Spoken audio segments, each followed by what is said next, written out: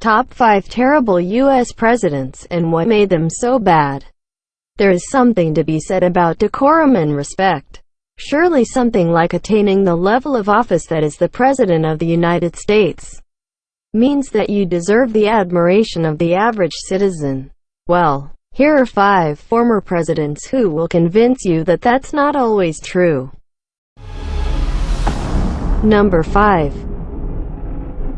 William Henry Harrison, the 9th President, 1841. It might not be fair to call William Henry Harrison amongst the worst presidents. He didn't exactly get a chance to prove himself, although it is kind of his own fault.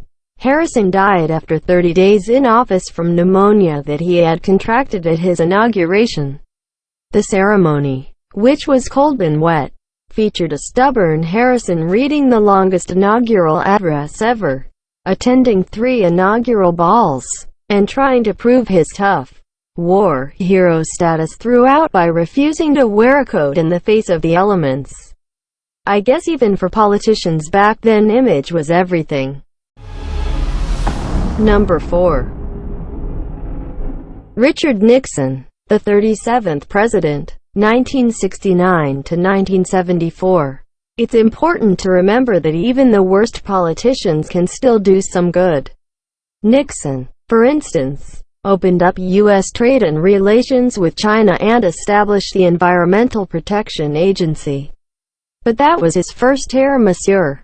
In the second term, Nixon accomplished all of the things that we actually remember him for: the Arab oil embargo, the resignation of his Vice President Spiro Agnew, and, of course, his own resignation in the face of almost certain impeachment for his involvement in covering up the Watergate scandal. Number 3.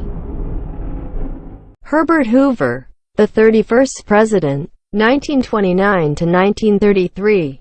It's not uncommon for presidents to have things named after them, monsieur, libraries or even entire states. For instance, only one president, however, has the indelible honor of becoming the namesake for hastily constructed shanty towns populated by the poor and homeless during the worst economic recession in the nation's history.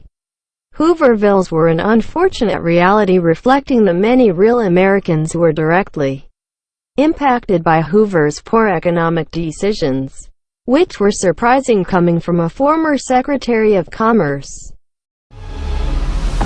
Number 2.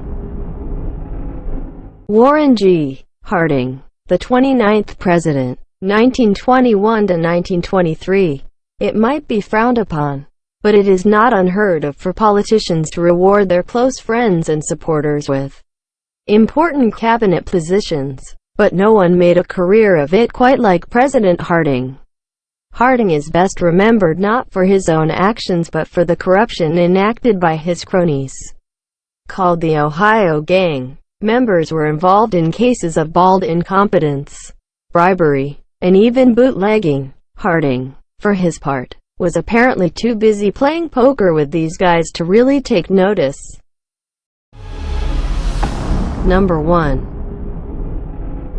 James Buchanan, the 15th President, 1857 to 1861.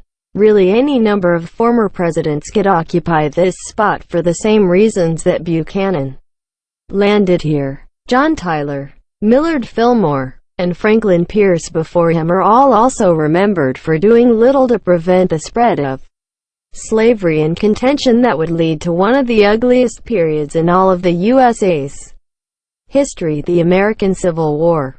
Buchanan, however, deserves special mention for being right in the thick of it, taking no action as minor conflicts like the Dred Scott trial and the Kansas-Nebraska Act erupted, and the bloc of Confederate states grew. Thanks for watching. Please subscribe to channel.